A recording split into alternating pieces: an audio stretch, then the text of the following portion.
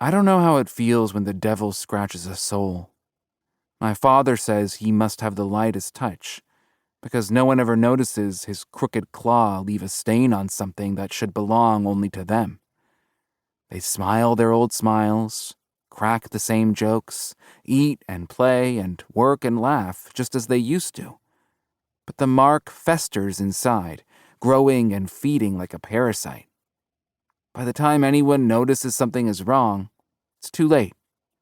Lucifer has already won. Not tonight, though. I brace myself in the passenger seat as the car bounces down the moonlit road. Dad killed the headlights a mile back, and if we hadn't driven this way hundreds of times before, we would have run straight into a tree by now. Yet 9 months of careful work have given us plenty of hours to prepare. By the time we finished documenting sweet Mrs. Polly's chilling descent from lucky survivor of a restaurant explosion to heartless killer marked by Lucifer, Dad had it all planned out. The matches sit in the console between us. My mouth turns sour as my stomach gives another heave, and I clamp my teeth together, waiting for it to pass. 9 months of getting to know someone has a way of bleeding into an accidental friendship, making an already impossible job even harder. In the dim light, the determined line of Dad's jaw holds only cold certainty, but doubt shrieks at me like a knife on glass. It's not easy to judge a soul. I have to give Lucifer credit. There might not be any serpent in the tree or horned man with a pitchfork, but he's still banging on our door. He's just gotten a lot more creative. Clever bastard found a brand new way to wreak havoc in the human world.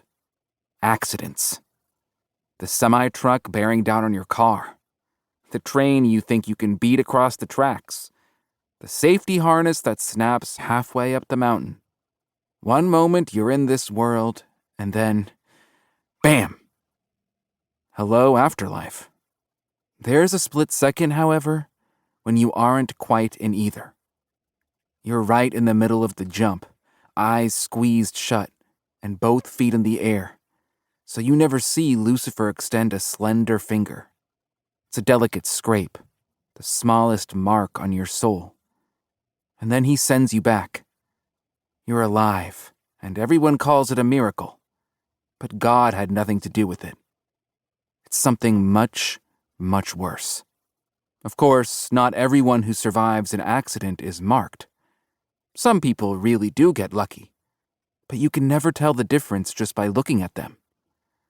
The marked appear as normal as you or me, and that jump from this world to the next makes anyone fair game. A life filled with kindness and charity offers no protection, no shield. If Lucifer feels like leaving his couch at the moment you ski into a tree, all bets are off, and no one knows whether luck or the devil saved you in that second you nearly died.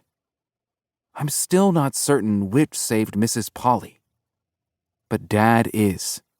The house comes into view. A modest cottage on the isolated road.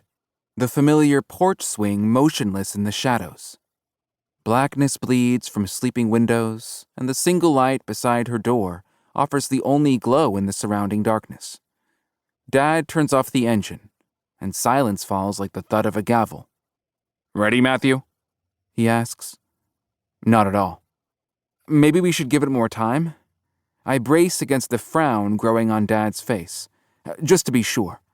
She volunteered at the animal shelter yesterday, and the sign over the door fell and crushed Jessa Barney's skull 20 minutes after she yelled at Mrs. Polly for driving too fast in the parking lot, Dad finished.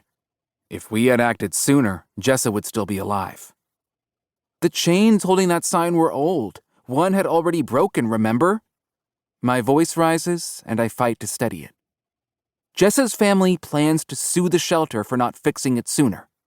And it just happened to break the moment she stood under it? Dad shakes his head. Matthew, we've been over this. You saw the changes.